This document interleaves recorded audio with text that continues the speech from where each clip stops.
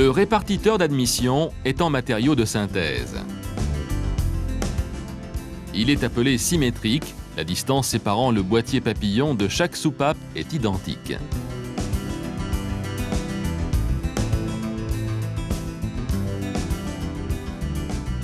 Un résonateur intégré débouche dans le bas du répartiteur. Le boîtier papillon peut être en matériau de synthèse ou en aluminium.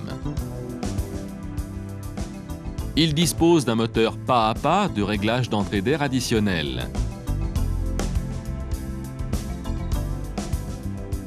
En version aluminium, le pointeau du dispositif est réchauffé par une résistance afin d'éviter le givrage.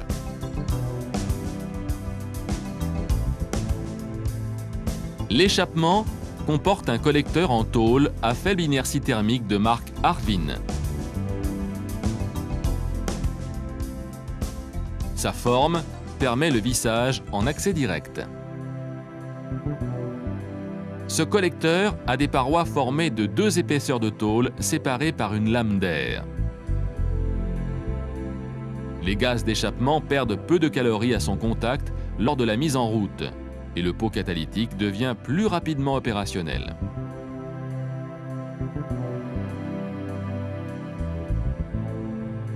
Le pot catalytique est relié au collecteur par un raccord cône sur cône serré par un collier. Le raccord est suivi par une rotule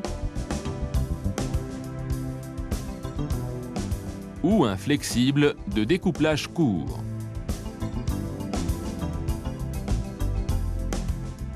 Le reste de la ligne comprend un silencieux intermédiaire et le silencieux arrière. Le dispositif de recyclage des gaz d'échappement est du type proportionnel. La vanne de recyclage est implantée sur le boîtier de sortie d'eau.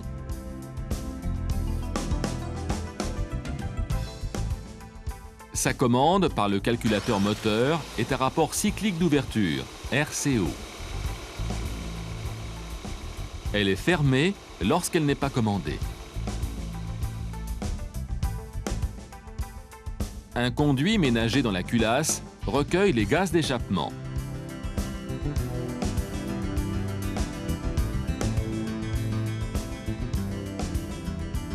L'électrovanne proportionnelle laisse circuler la quantité de gaz nécessaire. Les gaz sont dirigés vers le collecteur d'admission en aval du boîtier papillon par un conduit métallique flexible.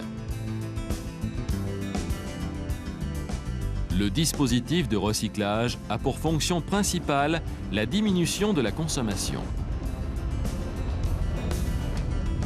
Le recyclage est limité à des phases précises de fonctionnement du moteur afin de ne pas perturber sa bonne marche.